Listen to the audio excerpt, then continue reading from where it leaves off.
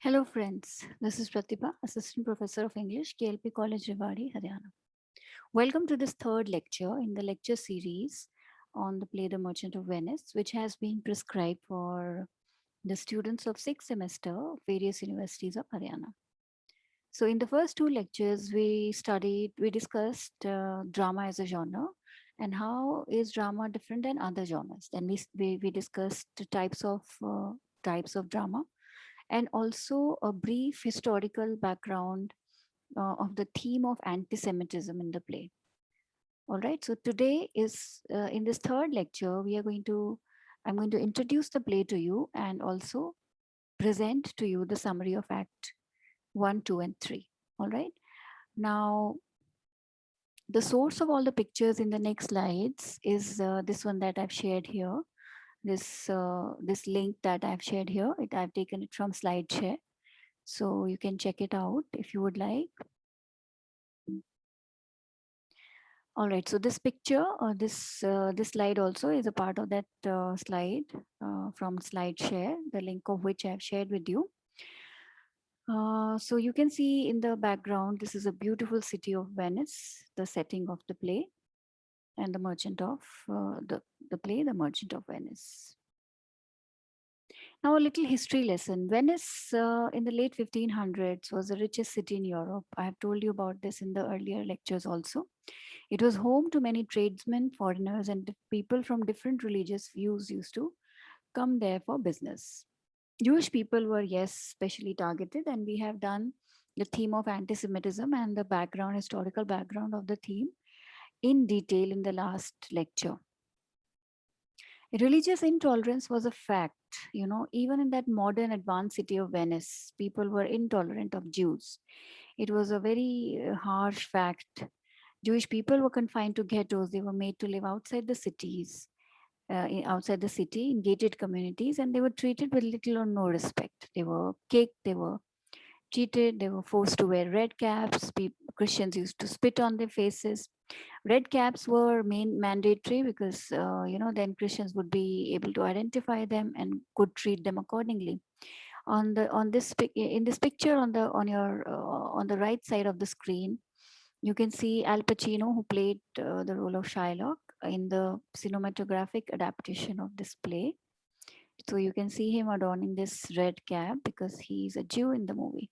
Shakespeare's England. So we have done a little bit of history, but let me just give you a gist once again. In the mid 1500s, it was under the rule of Queen Elizabeth I. Jews were expelled in the Middle Ages. We have done this. There was nationwide conflict between Catholics and Protestants. And, London, also similar to Venice, was a very important European city.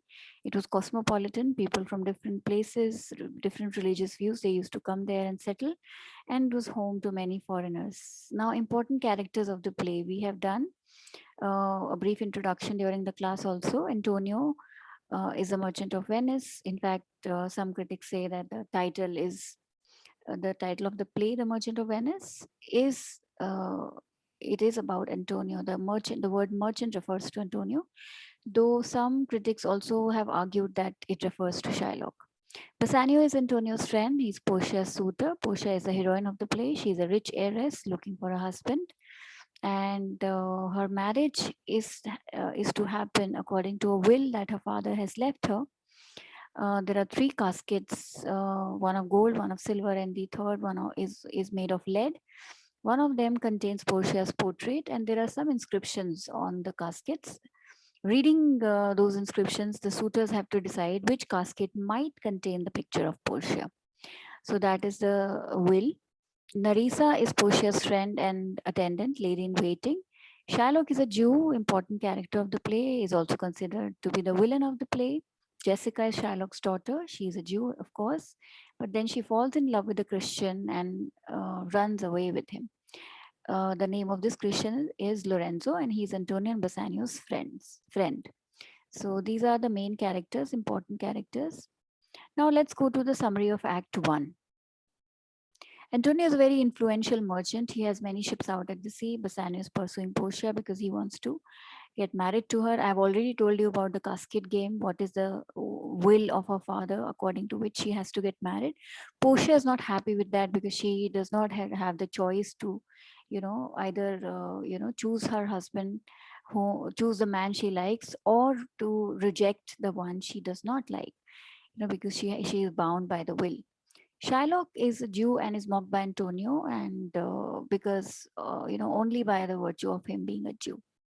And then there is a deal which happens between them. Bassanio needs some money to go to Belmont to marry Portia, and Antonio, at that present moment, he was not able to, present that sum of money that Bassanio needs, because all his money has been invested in some ships, some merchandise, and his ships are sailing in the ocean. So he's not able to dispense, that money. So he says that he's ready to give, sign any bond on Bassanio's behalf. He says, you can take my credit, and you can go to anybody in Venice and ask that person for money, and I will sign the bond on your behalf. So as luck would have it, Bassanio reaches Shylock, and he asks him for money because Shylock is also a rich merchant and he gives money on interest. So Shylock hates Antonio because, one, he's a Christian, and number two, because he has mistreated Shylock a lot of times, misbehaved with him, and also because Antonio gives money without interest. He lends money without interest. So people obviously would go to him, and that is. He, in a way, it thoughts the profits of that would come to Shylock's way otherwise. So that is one reason he hates Antonio, and there is this enmity between them. So Shylock now finds in it a chance to take revenge, and he makes Antonio sign a bond in which there is a clause that if Antonio is not able to give back the money, repay the loan that he's taking, Shylock would be free to cut a pound of flesh from Antonio's body, from whichever part he likes. And then he says he's adding this clause in a merry sport, just for fun. It doesn't serve any other purpose. But we all know that he has some nefarious designs, and it is not just for sport or fun. It is not just for jest. So that is what happens in Act One. The deal comes to pass. They sign the bond. Important characters are Antonio, Shylock, Bassanio, Portia, and Arisa. Salarino, Solanio are also Christians. They are friends of Antonio and Bassanio's. Jubal is another Jew who is Shylock's tribesman. Act 1, we have seen the play opens with Antonio's melancholy. He is very sad, doesn't know the reason of his sadness. His friends try to find out the reasons, and at that time, Bassanio enters. Relationship of Antonio and Bassanio is very good. They are true friends. Antonio is ready to do anything for Bassanio. They love each other like anything. Then there is mention of Portia. Suitors from all over the world are coming to marry her. Nerissa, and the dialogue between Portia and Nerissa about all the suitors, a very famous scene. Discussion about various suitors, and this is a reflection of 16th century English society that we have done in the class also. But Bassanio reaches Shylock for loan, 3,000 ducats he asked, and that is for 3 months. Antonio's hatred for Shylock, I've already given you this background. Shylock's plight as a Jew, the condition of the bond, and the deal. Now we come to Act 2. Portia's suitors. Act 2 is mainly about two suitors of Portia who choose to take the risk of playing the casket game. Now there are 3 conditions attached to the casket game. If you lose, you have to leave the place immediately. Number 2, you can't tell anybody which casket did you choose. And number 3, the suitor cannot ask any other woman for marriage after losing this game. So some suitors who come to Belmont in hope to play the game and marry Portia, they actually decide not to play after they come to know of the conditions. But here are 2 suitors who actually decide to play, and they lose also. One of them is Prince of Morocco, who chooses the gold casket, and then Prince of Aragon, who chooses the silver casket. Now, the significance of both these you have to do in detail. Why? Excuse me. Why does Prince of Morocco choose gold casket? What is written on that inscription? And why does Aragon choose silver casket? Then Shylock's daughter Jessica, she runs away with Lorenzo, and what follows is Shylock's lament, his his inexplicable grief at the, his sadness, his plight at this fact that his daughter has run away with all his money, and also that she has run away with a Christian. So these two things that he laments about. It's a very famous scene. You can see this is a picture from one of the plays where you can see the suitors making the choice. So you can see Prince of Morocco, I think, is shown here because he's reading from the gold casket. And these are the three caskets if you would like to have a look. And here is what is written on them. These are the three inscriptions. Or these are actually not the inscriptions. These are the parchments which are found inside the caskets after they are opened. So inscriptions you all must remember. The gold casket says, here it is for you. Prince of Morocco chooses gold, Prince of Aragon chooses silver. Inscriptions are: gold casket says, who chooseth me shall gain what many men desire. Silver casket says, who chooseth me shall get as much as it deserves. And the lead casket says, who chooseth me must give and hazard all he hath. Casket scene and caskets are very important because they reflect the mindsets of the suitor coming from all over the world. Why are they choosing what they are choosing? It is a very deep insight also into the human psychology of people, of a human mind. What do they think? How do they think? What goes into their thinking? Other important development is elopement of Jessica. We have done this. She runs away with her father's money disguised as a man while Shylock is away at Bassanio's house for dinner. Lancelot also leaves Shylock's service and joins Bassanio. Gratiano requests Bassanio to take him to Belmont with him. And Shylock's grief, we have discussed this. Act 3. Now let's talk about Act 3. In Act 3, a very sad and unfortunate news comes to Bassanio.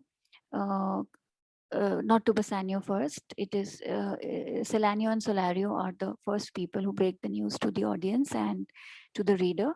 It is a news about Antonio's ships, that they might have miscarried. And then gradually it becomes clear that all his ships have miscarried. They have got, they got wrecked on the way and all his merchandise is lost. And he's under debt and he has, he's suffered huge losses. Shylock rejoices at the news, but then returns to cursing his daughter because, of course, she has run. So he is happy and sad both at the same time. Then Bassanio tries the casket game. He chooses the lead casket and wins. Now you have to also think about it. Why does Bassanio choose the lead casket? What is written on the lead casket? And what does it show about Bassanio's character? What trait of human psychology is Shakespeare trying to highlight here? Think about all these issues.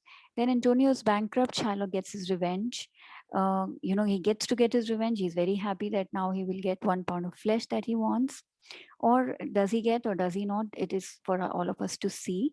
And then you have to, there are interpretation, analysis, and ideas. So we have discussed these during the classes also. This is the summary. So I have written these points for you here. Bassanio wins the casket game. They all rejoice. News arrives from Venice that Antonio's ships have all miscarried. Shylock is bent upon taking the penalty. He is not going to, nobody, even the high profile people of Venice and even the Duke cannot dissuade him from the thought that he should consider, showing some mercy to Antonio. He does not listen to any of the pleas by Antonio. Portia sends Bassanio to Venice with 20 times more money than the amount of the bond. She herself leaves for some secret mission with Nerissa, telling her that they'll disguise as men. We'll come to know of this secret mission in Act 4. She dispatches Balthazar, a very loyal person, a loyal attendant of hers, to her cousin Dr. Bellario in Padua. All right. So this was a summary of Act 1, 2, and 3.